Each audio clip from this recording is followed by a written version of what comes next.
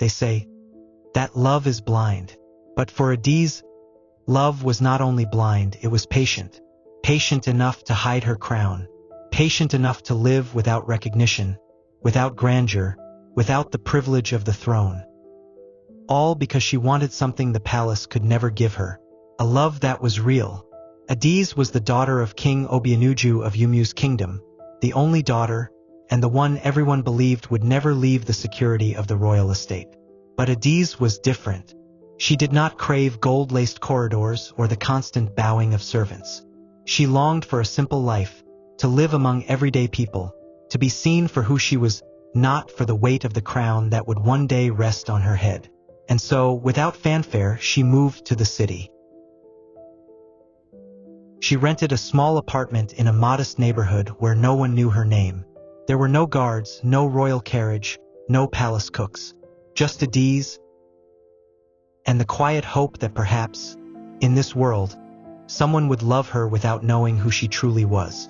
That's when Kelvin entered her life. He was charming, quick with a smile that made you feel like you were the only person in the room. His laugh was warm, his words smooth.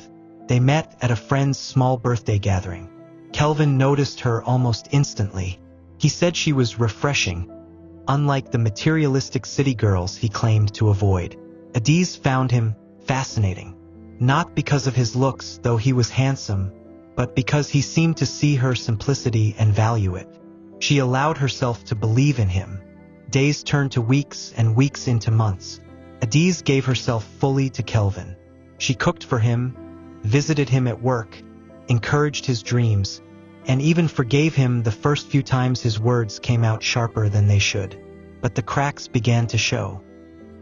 Kelvin had a temper, not the loud, explosive kind at first, but the slow, suffocating type. A disapproving glance here, a sarcastic comment there, then subtle control.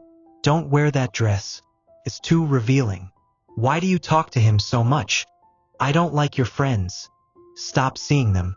Adaeze adjusted, thinking perhaps it was his way of protecting her. But slowly, she realized he wasn't protecting her. He was shrinking her. One rainy evening, she prepared his favorite meal, jollof rice, rich with pepper, and spicy grilled chicken. She waited for him for hours, the rain tapping the windows like a soft drumbeat. When he finally arrived, it was past midnight. The scent of perfume, not hers, trailed in behind him. "Where have you been?" she asked softly. Kelvin's eyes narrowed.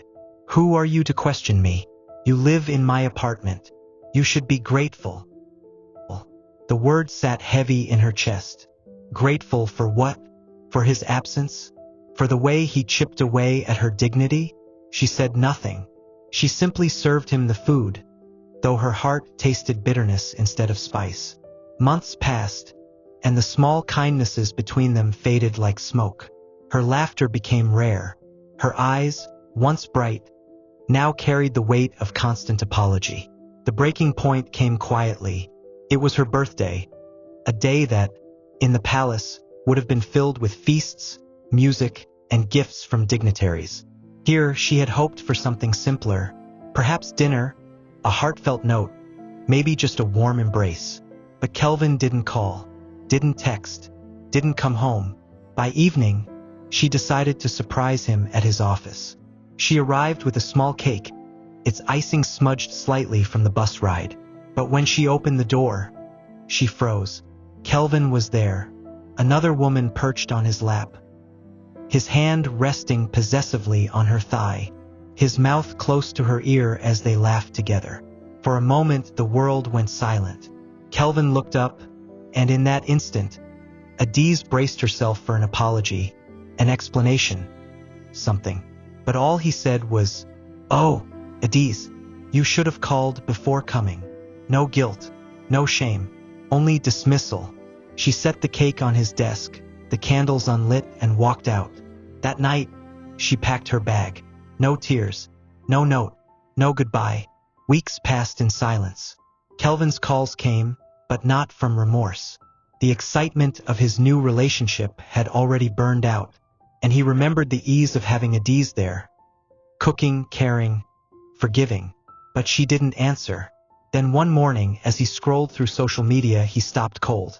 There she was, Adaeze, dressed in flowing royal attire, a golden crown resting perfectly on her head, standing beside King Obianuju in the grand hall of Umueze's palace. The caption read, "Princess Adaeze returns from her time in the city." Kelvin's heart thudded painfully. The woman he had insulted, controlled, and betrayed was royalty, a queen in waiting. Suddenly, every careless word he had spoken replayed in his mind. Every time he made her feel small, he now saw her standing tall, surrounded by dignitaries, her beauty radiating with the confidence he had once tried to dim. Driven by a mix of panic and desperation, Kelvin got into his car and sped to the palace gates. The sight of the massive golden crests, the armed guards, the long driveway lined with ancient trees, it all felt surreal. He told the guards who he was, demanded to see Adaeze. They exchanged glances. Then one of them stepped forward and said, "Her Highness has given instructions. If you ever came here, we are to tell you this. Who can find a virtuous woman? For her price is far above rubies." Proverbs 31 verse 10. And that was it. The gates remained closed. Kelvin stood there, under the scorching afternoon sun, staring at the palace that was now a world away from him. He realized, too late, that the crown had never made Adaeze a queen. She had always been one, in her heart, in her dignity, in the way she had loved him despite his flaws. And he had thrown it all away.